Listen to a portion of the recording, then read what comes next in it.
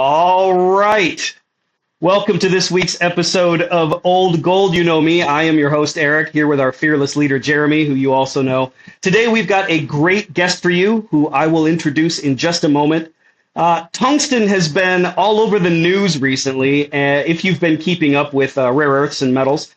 And mostly that's because China, who controls roughly 80% of the global tungsten supply, maybe more, has pretty much choked off that supply. And the price of raw tungsten has soared about 1,000% in the last year. And as things unfold with the lack of supply, it's creating quite a situation, which is why it's making a lot of news. For those wondering what tungsten is used for, in a nutshell, it's absolutely essential in the development of AI, as well as aerospace, military hardware, and apparently rockets and space exploration as well, which is something that has recently come to my attention. Fortunately, our mine at Pure Tungsten is set for production next month, with an IPO also coming later this year. So that really couldn't have been timed better, even if we tried. So for anyone interested in picking up some shares before that IPO, you can find the link below in the description. And this leads me to the introduction of our guest today. Our guest is Michael Dornhoffer, who is a bona fide expert on the subject of tungsten. It's somebody that Jeremy has known for quite a while. He's going to give us his take on tungsten, the situation that's going on, and where he thinks things are headed. So it's definitely a hot topic, and it should be a pretty good discussion. So, Jeremy, before we introduce Michael, I know that you've known him for quite a long time. So I know you wanted to say a few words. Well, what an honor, OldGold. And Michael, thank you so much for joining us today on the show. I've been looking forward to this for the last couple of weeks. I don't think there's anyone in the world that knows more about tungsten than Michael Dornhoffer. And I really mean that. I've been working with Michael now for 5 years. He's our advisor to Pure Tungsten. And it's such a timely topic with the market so strong, and with Sanjong going in production in July, and we're going to start construction of Mikahara in Tajikistan in August, that it was the right time to bring Michael on. And thank you very much, Michael, for joining. So really appreciate your time today. Thank you for inviting me to your show. Just a few words about me. Yes, I'm a tungsten expert. I'm working in tungsten now for more than 20 years. Tungsten is a very tiny field of all economy. Fortunately, now it's becoming a more important one. In the past, tungsten was a little bit behind the curtain, which has advantages now.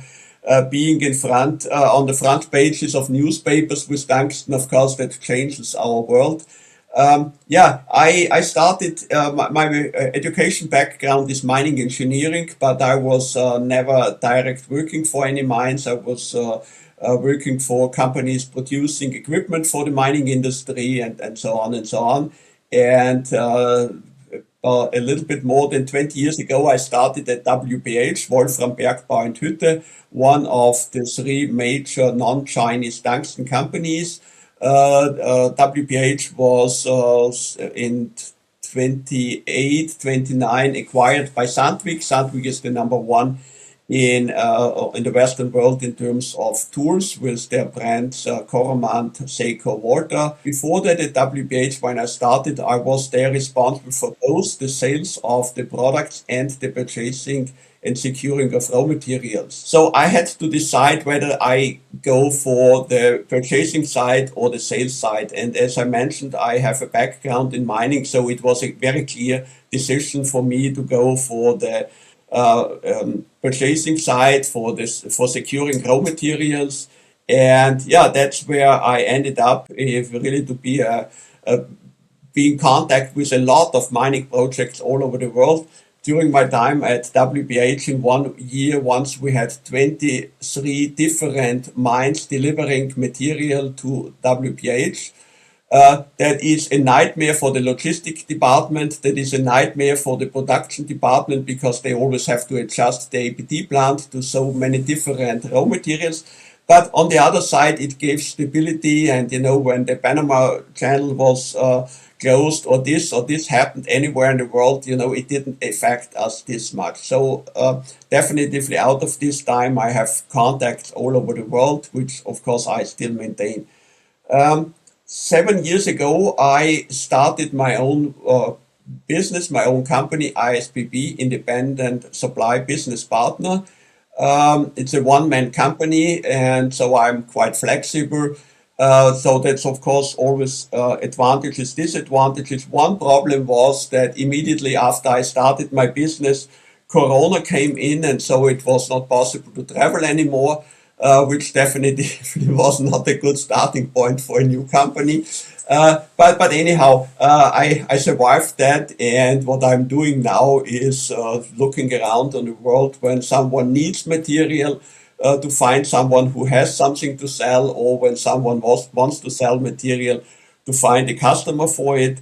Of course, yeah, that's the background, and now we are where we are today. Last year on February 4th, China suddenly implemented the dual-use regulations for tungsten. The regulations had been in place already before, but never had really been executed. And so suddenly the tungsten world started to change significantly. And of course, at the beginning, Chinese exporters just thought, that is another paperwork, and we know all these people involved and in the ministry and whatever. So it will be solved within a few weeks. So we might have a delay of 2 or 3 weeks, or maybe 1 month. Yeah, it turned out that is definitely not the case, and that China is still restricting exports, and each individual business has to be confirmed by the Ministry of Commerce in China, and that is something that is one part of an export process that is not predictable, neither whether there will be a yes or no, or in terms of timing. And I know about businesses that had been concluded in March last year, and 2 months ago, the material finally arrived at the end user. And in between, there were a lot of discussions. And of course, when China stopped exporting raw material, or more or less stopped exporting raw material, everyone expected that in China there will be a huge oversupply, and they will add a lot of material into inventory. And so a lot of people expected that the price after this will collapse.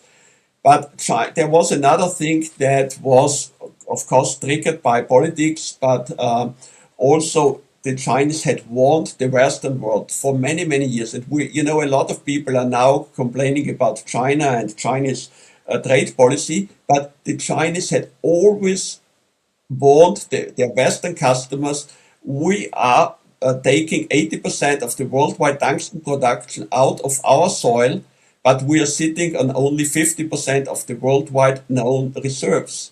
And that is a mismatch.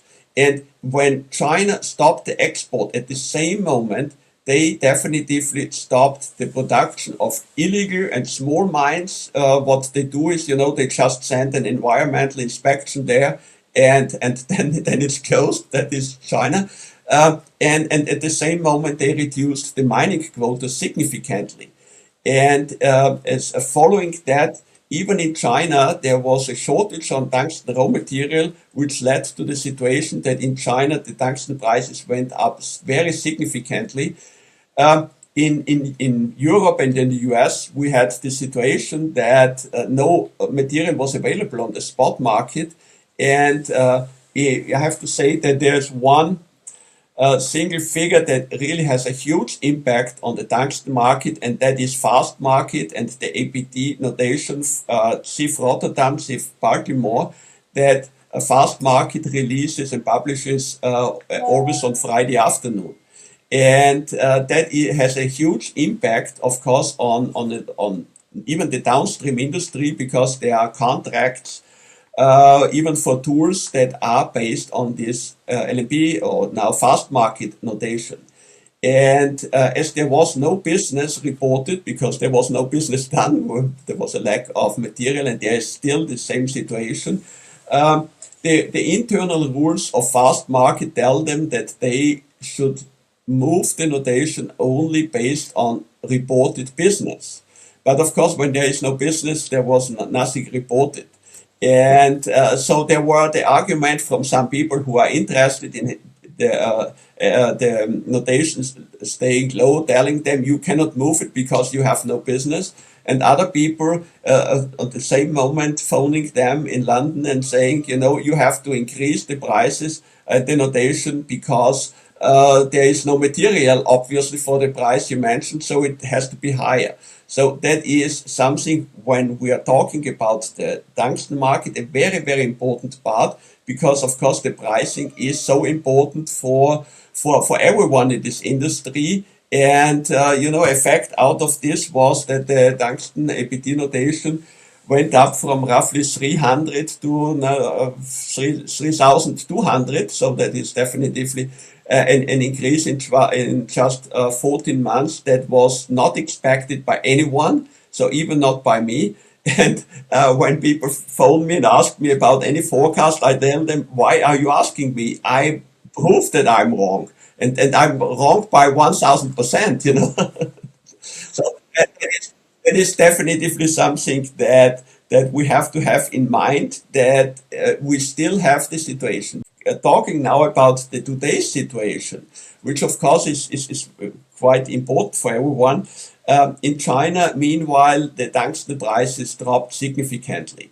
There are two reasons for that. Afterwards you always know. Unfortunately, we never know before. But there were two reasons. The one is, as in 2025, the mining quota was reduced that significantly. Some mines didn't react to that and were still producing on full level. But they were not allowed to sell this material because they had no mining quota, and not even to deliver to their own sister, daughter, and mother companies. And so they were sitting on very large inventories, most of them. When about 2 months ago, this mining quota for the first half of 2026 were released, suddenly all of this were offloading their inventory at the same moment. And that was the time when in China the prices significantly started to drop. But what we have to see in general, the mining quota will be too low compared to the demand in China. So when this extra volume will be used up, and we are already in this situation, and 3 weeks ago in China, domestic prices started to go up again. So there is definitely a shortage in this field. And the other thing is, the main application for tungsten volume-wise is still the tooling industry. No one will stop producing a car, an airplane, a windmill, whatever, as the tool suddenly costs 10 times more. So the tungsten market in this field is absolutely not elastic to any price development. Michael, maybe I'll jump in there for a minute. I mean, do you remember the old days? You and I used to laugh when we said, imagine tungsten going to $100,000 a ton. And that was when it was 32,000, wasn't it? And now in the West, it's $300,000 to $320,000 a ton, which is just mind-boggling. So you think basically, even though the Chinese market has come off, the Western price could stay at a much higher level going forward? The situation is not that easy to predict because politics is involved, and with politics you never know. There could be an American president going to China or the other way around, and they make whatever deal, and part of this deal is this more tungsten. That all maybe including raw material, whatever.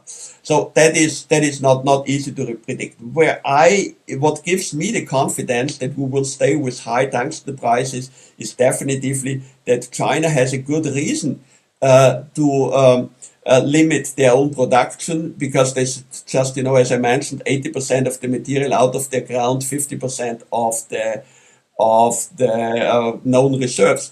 And there is one thing that happened, and that is important, and that will have a very long time effect.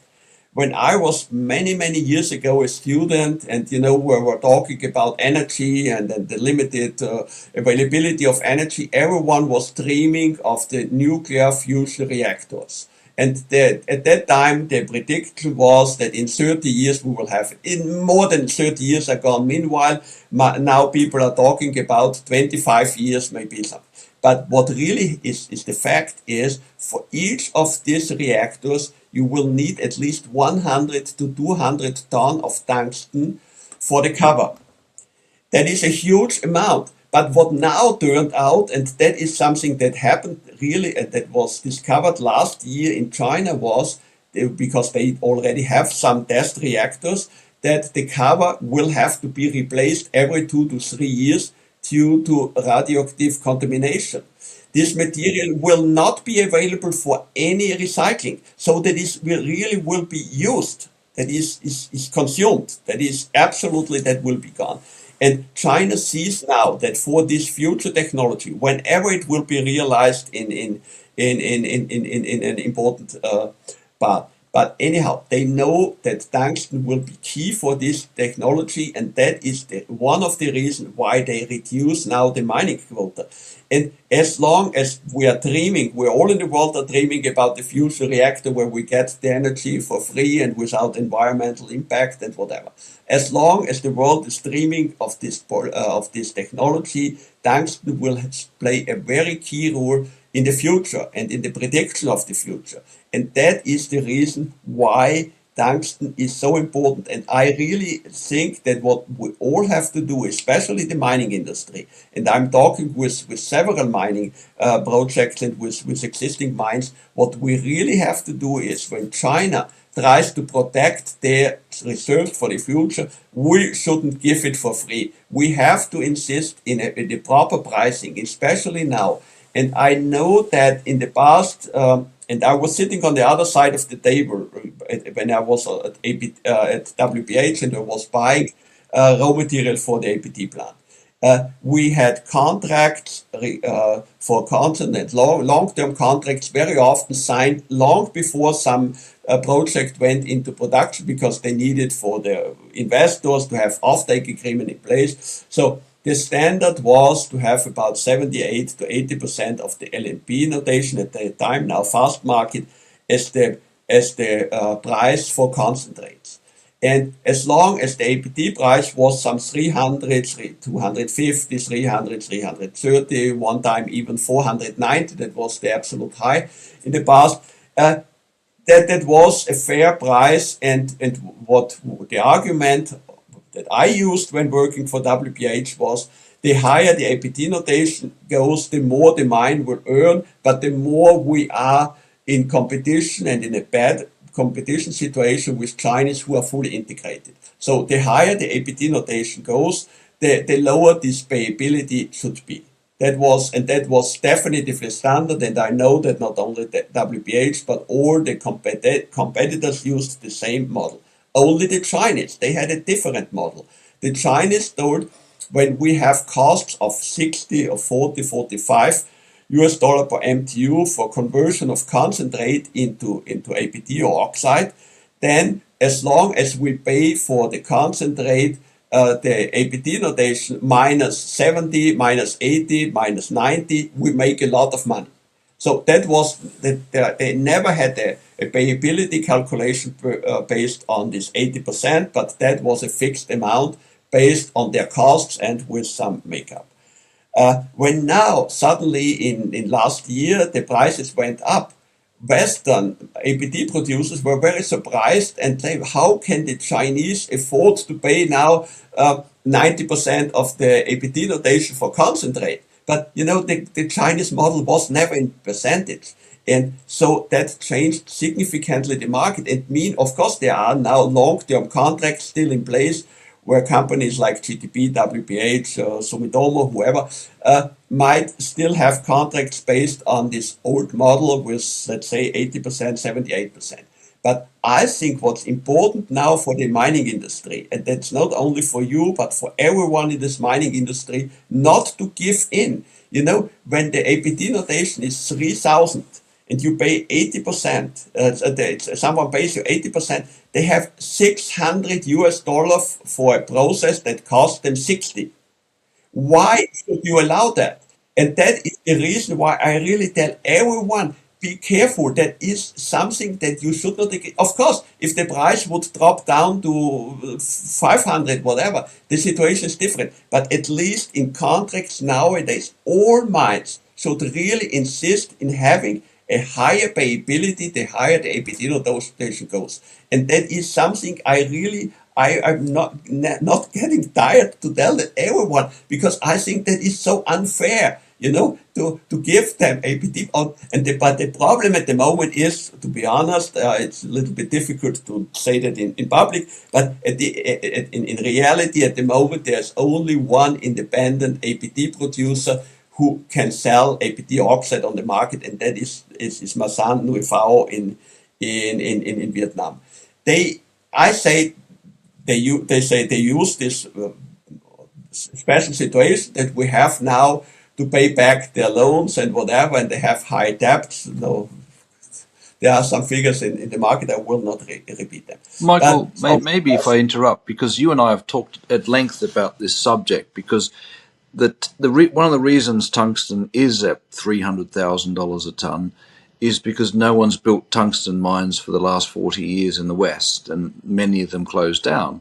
And I remember, and I remember complaining to you that your buyers and your commodity trading houses, they also don't fund tungsten miners up until about 2 weeks ago with prepays. And so we tungsten miners were basically starved of capital for the last 40 years, and commodity trading houses refused to give advance payments. And I think maybe that's also part of the problem, isn't it? That we were all starved of capital and treated very badly by the capital providers for so long that's why the price is so high. Definitively. One of the problems for tungsten mining project was the very bad reputation of some tungsten projects that failed. And you know them, and I think it's not important now to tell any names. But the number of projects that failed and where investors lost a lot, and really a lot money. That is so. This list is so long, and I think that was the reason that some people why should we go in and make the same mistake as others have done and invest into tungsten? And that is the reason. And the other reason is with the mining with APT and oxide. Because China was never exporting concentrates. Even they are the largest producer of concentrates. That's definitively not possible to get any concentrate out of China. But with the APT and oxide, one was in competition to highly subsidized mines in China.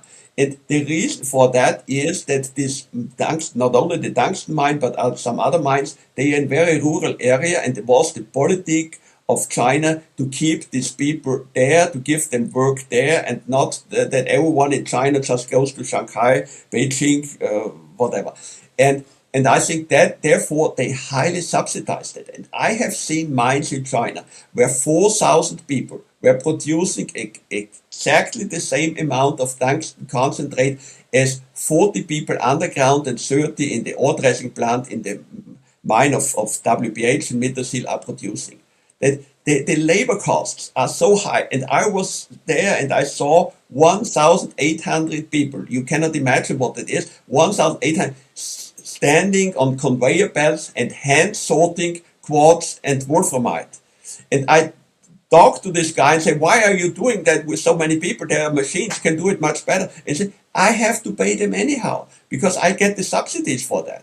And that is the reason why these mines in China were always so highly subsidized. But the Chinese politic is changing. That is another reason why their costs are so high. And that is the reason. And now with the effect that China, first time in history, is a net importer of tungsten in 2025. They imported more than 10,000 tons on tungsten concentrate from Western companies for not from outside China companies. There are companies in Kazakhstan, Myanmar, whatever, they are not Western. But anyhow, that was important. And therefore now they have to accept that the price is not set by highly subsidized mines in China, but by Western mines, Western mining costs, and expectations of Western miners and investors into earning money. And that is the huge difference that we see now. And yes, you're absolutely right. There is not enough mining capacity. In the future, we will see that there's even not enough conversion capacity from concentrate to APT oxide, because that was mainly done in China. And even some companies were buying Western concentrate and brought it to Xiamen for conversion into APT oxide. As these ways are closed now, we in the West, we have to see how we can survive without the Chinese concentrate, without the Chinese APT capacity, and that is definitively something that has changed the market, and we will see further. And just 2 weeks ago, there were messages that in Japan, some of the producers of tungsten fluoride, which is important and is necessary to produce semiconductors, are running out of raw material. And we are seeing that, and we are seeing that even in the US now, even some hard metal producers are complaining about lack of raw material. And coming back to this hexafluoride, if that is really the case, that semiconductor producers have to stop producing because there is no something is missing, this gas is missing, where tungsten is the reason why it's missing, then tungsten will be on the front page of each newspaper in the world, and we will see another boom. Well, didn't Michael, wasn't that report saying that the Japanese are shutting all supply at the end of this month? Yeah, I think that it was maybe some extra warning. We will see what's really going on. The one thing, and coming maybe back to the price, because I mentioned there was no business done because no material, and therefore LNB couldn't get any reports of done business. But of course, if you are a company like, let's say, a battery producer, and for your anode you need 0.6% tungsten. You have the lithium, the nickel, the cobalt, everything you have, but 0.6% tungsten are missing, so you can finish your product. You will pay whatever price anyone asks for, and then definitively there were people paying $3,300 US dollar for this product that costed a year ago only 300 or less than that. And they phoned me and they asked whether I can connect them with anyone. Unfortunately, I was not able. And they say, we need it tomorrow, air freight, whatever, no problem. I say, sorry, there is no material available. But of course, when you have material like Masan has material, of course, they should fulfill their contracts. But anyhow, so then you can ask for whatever price you want. And if we are coming back now in 2 weeks, in 3 weeks, in the situation that the electronic industry will so urgently need this raw material, the prices could go again in whatever level. That's certainly, sorry, and OldGold, sorry, I'm taking a lot of this conversation. No, but it's that's great. certainly, It's fascinating for me. So I'm just listening. I don't know a fraction of what Michael knows, but I do know that the tungsten names are starting to rally again. They had their little sell-off, and I think the market's anticipating exactly that, Michael, that the market's about to have another huge run again. We might even see $400,000 a ton. Everything is possible, and especially after the development in the last 14, 15 months, I'm not saying no to any prediction. The only thing I'm sure that the prices will stay significantly higher than they had been before the 4th of February last year. But that's the only thing I predict.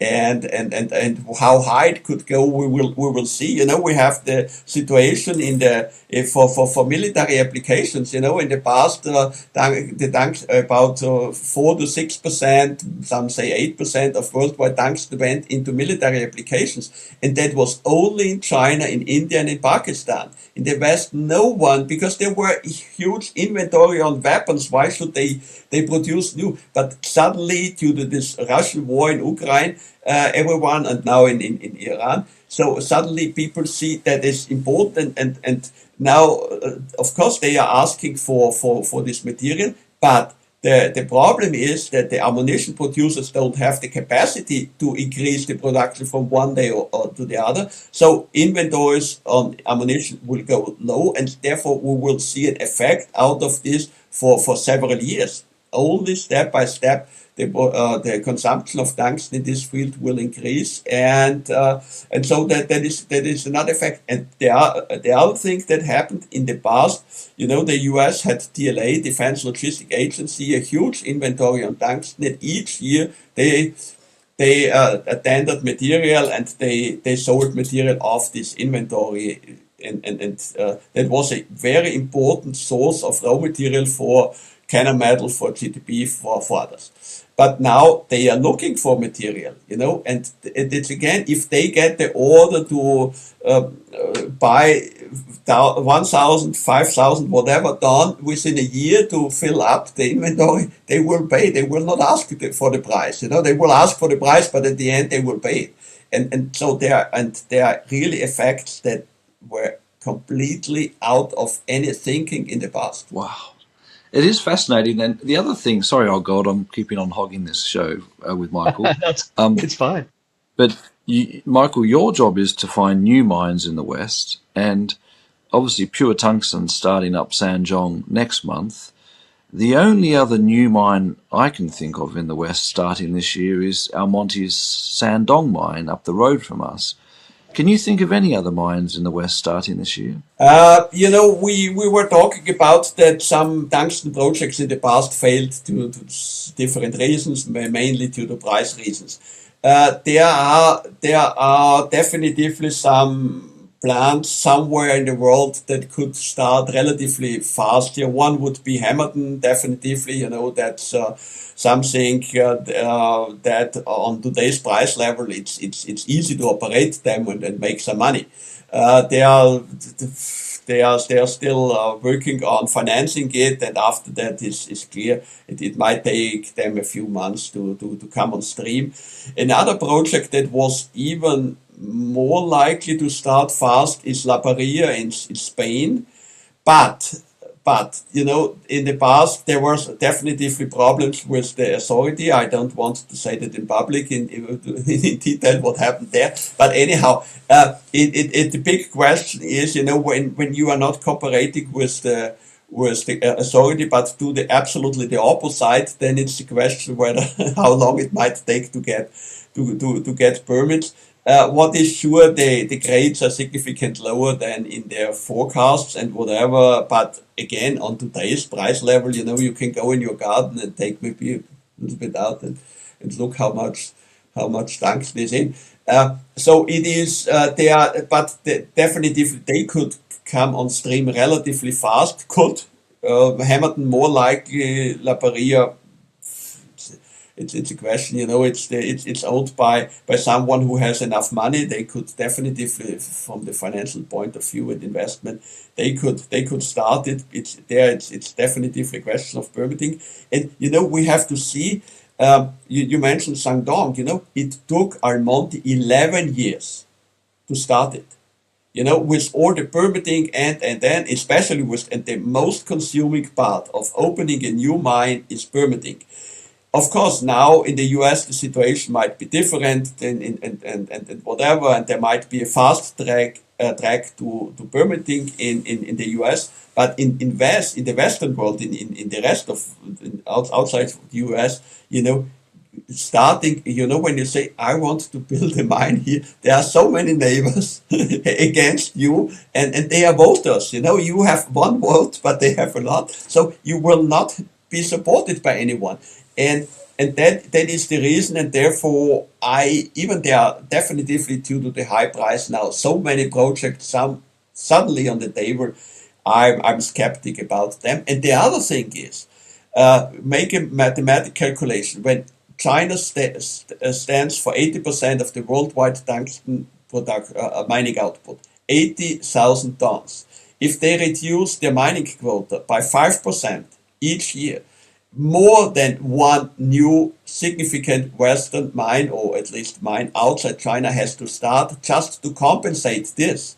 So, you are not in competition to any other tungsten mine. There is enough space, and there will be enough space in the future for everyone. The only thing what the industry, the mining industry, has to make sure is not to sell their product too cheap. That's definitively. And I say that because I want that new tungsten mines will be able to develop, because we will need them. We don't want to be in this disaster we have now. Of course, it's nice when prices going up like that, due to the lack of. But we are, for all of us, it will be an easier life when it's a stable business on a high level, and that is.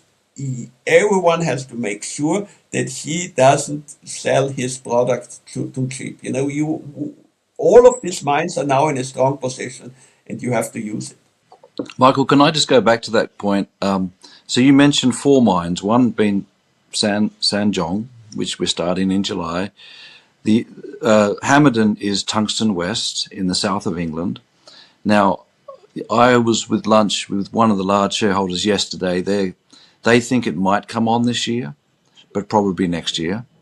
I also know La Perilla's, the owner of La Perilla in Spain, the big tungsten mine in Spain. I don't think that's starting next year. And Almonte's Sandong hasn't actually started shipments yet. So do you think maybe there's a chance we might be the only one this year that starts shipping? No, regarding Shandong, that would have been the first tungsten project I know of that starts producing after the opening ceremony. That is definitively that is not that easy. They could produce on a low level. I think the mine is definitively, what I hear, is okay. They had to definitely they have enough material on surface. There are some minor problems in the ore dressing plant, but that will happen everywhere, and that happens everywhere. So that I wouldn't overrate that. Definitively sooner than later they will come on stream, and they will definitively come with a significant volume. Regarding Hamilton, yes, what they can do, the plant is there. Of course, it was not in use for now 10 years. Definitively they could start, and they will start producing maybe not the standard product out of tailings and out of easy material. I expect them to deliver some volume during this year, but that will not be the standard quality, and that will not be the volume that later on they will produce. So yes, they will, but that is not what we are saying, that we need mines in a certain size to just equal out what China is producing less and less. And China, of course, the main imports to China are now from the one mine from the Bakuda mine in Kazakhstan that started middle of last year, but that is the only one starting now, and therefore we cannot count it again and again. Definitely Kazakhstan will be the largest tungsten producer after China, but that's it. There are other projects far away from being realized. So that is a mine in Kazakhstan, but 100% owned by Chinese. So that's the other thing. This material definitely goes only to China, will not be on our market. So it will not help. It will not help the Western world to with the supply problem that we have now. That's definitely the case. And so there. Yeah, again, I mentioned that if China is reducing 5% each year, that is from 80 tons, it's easy that is with more than one mine just to compensate this, and not compensate for growth in demand due to electronic industry, to battery industry, to military, and to fracking and PV cutting wires and whatever. That definitely. And one thing maybe is important. The main application for tungsten still is tools. It's the tooling in hard metal tools. But for the hard metal tools, we have an extremely high recycling rate. You know, when BMW, Mercedes, whoever buys 5 tons of tools, after a few days or a few weeks, they deliver 5 tons on scrap back into the cycle. So that is just the use. That is not consumed. And so when people say due to the move to electric cars, we will need less tungsten. Yes, we will need less tungsten tools, but that is a more or less closed cycle. For the primary tungsten production, it's much more important what is consumed and really consumed, not used, but consumed in military, that doesn't come back for recycling, that is in a battery, that is somewhere in the electronic, and so on, or in fracking.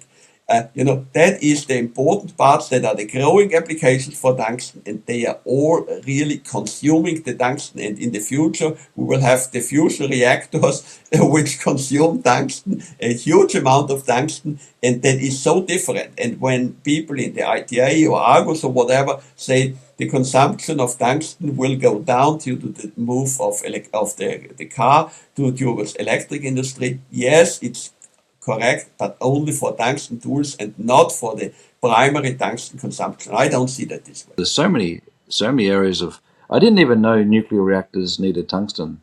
It's funny, you and I have talked for 5 years. I didn't even know that a nuclear reactor needs to replace every 3 years. No, that is definitely something. Of course, it's not something you will not be able to sell any ton to them now. But when we are talking about the future, and as a mining engineer, I know that we have to not think only today. We have to to think what happens, and we have to take care how we use reserves. Can I ask? Sorry again to chip in, OldGold. There's a number of high-profile projects in America that have got very big market caps. Now we have our own gold mine in Arizona. And we know that to permit things or expand things takes forever. Do you think any of those mines will come on stream in 2027? Like, I think there's 3 of them, right? There's like... there are 2 things coming on stream and coming on stream. We have to define that, most of them are talking about tailings, and there are tailings and whatever, and the tailings have so high grade and whatever. But the problem with tailings, and I can tell you, I know about several tailings projects, and only one was really delivering volumes. But the problem is the people in the past, the miners and the ore dressers, they were not stupid. There is a reason why good material went into the tailings. And mostly it is because the material was overmilled. And that the problem is when you have this so fine material that even you process it again, the recovery will be so much lower, and it will be so much lower than in your lab tests. And that is, therefore, they will produce something out of that. They will generate cash flow. They will report that they generate cash flow, whatever. But again, there was only one tailings project in the 20 years I'm in tungsten that really made money. And that is really the reason that you would need to develop to something completely new that suddenly allows you to get high recovery. There is maybe you find some tailings with 0.2% or whatever and say that's even higher than this or this mine, but this 0.2%, there's a good reason they are there, and you will have a so low recovery rate. I wish everyone to be successful and to have the new solution for that, but I really have my doubts. And again, some of these mining projects in the US, definitely they will produce something, they will report cash flow, and they will be very proud, but I don't believe that they really can deliver what what they say. And that's, of course, what at the moment they do, they get a lot of money as subsidies for their projects. And yes, that's fine. And as long as this administration is there, some people will have access to it. That's a fascinating point, Michael. I didn't even know that the recoveries would be much lower because they over-milled it in the first place. That is mainly the reason is definitively, and everyone is thinks that tungsten is so hard, but it's not the tungsten that you mill, you mill the rock that's around it, and that's the problem, and yeah, but it's fine. Again, if I'm the last time I was really working with ore dressing was when I was a student. I'm not an expert on that, and yeah, maybe there's something new, but I haven't heard about that. You're making me more and more bullish, Michael. Don't you think, OldGold? Okay. What do you think, OldGold? Yeah, absolutely. It's kind of the 1,000% run up in the last year almost parallels the first leg up that we had in gold. After listening to Michael talk and the reasons that he kind of presented, this has been a highly educational episode for me. I feel like I'm just kind of a viewer here. I can't imagine anybody that we could have had on with any more information or knowledge about tungsten than Michael. So thank you for coming on.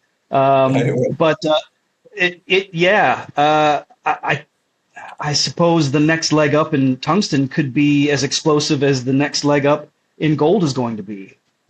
I think even more so, OldGold. Yeah. I think tungsten is so unique. There's just so few new mines, as Michael explained, and pure tungsten is in such an unbelievable position. Like I get goosebumps thinking about pure tungsten and how well Sanjong's hopefully going to commission next month. And we also have that high-grade tailings in Mikahara in Tajikistan, 0.4.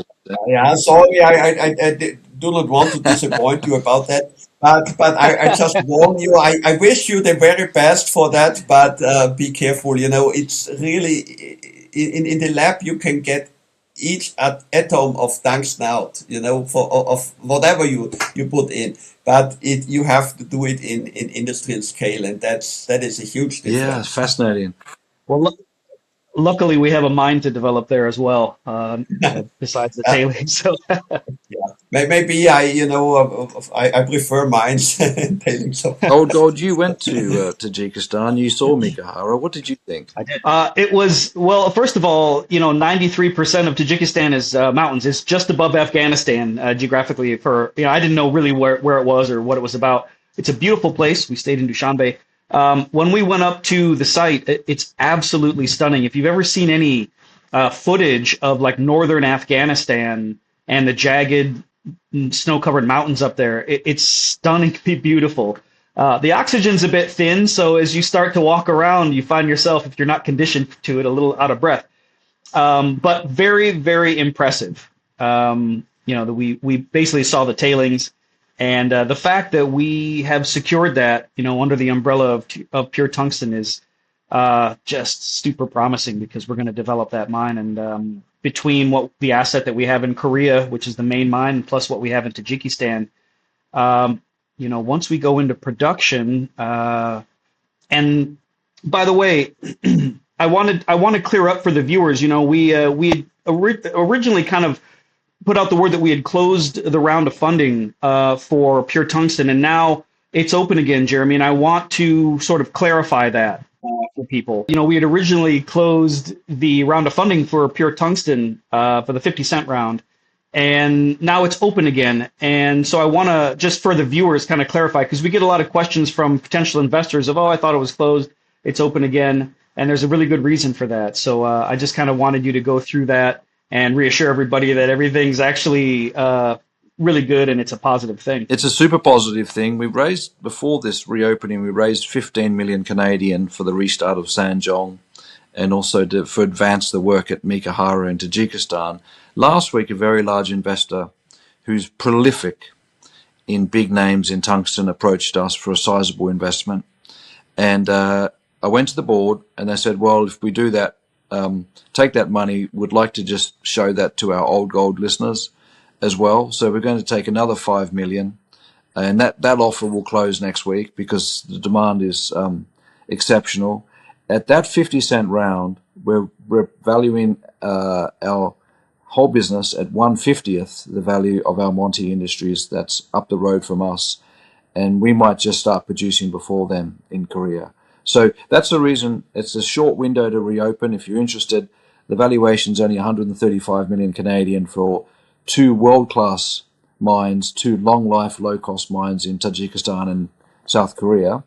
And yeah, it's and in a market like this, we could make our market cap next year just from South Korea with prices where they're at right now. So just wanted to let you know that we're not begging for money. In fact, you're in a great place. But that additional 5 million allows Tiger to now start significant work in Mikahara on the Tailings project, Michael. So we'll see how that goes. But also we're advancing very quickly to restart the Mikahara 1% tungsten mine, the whole development, which is a much bigger capex of about 100 million.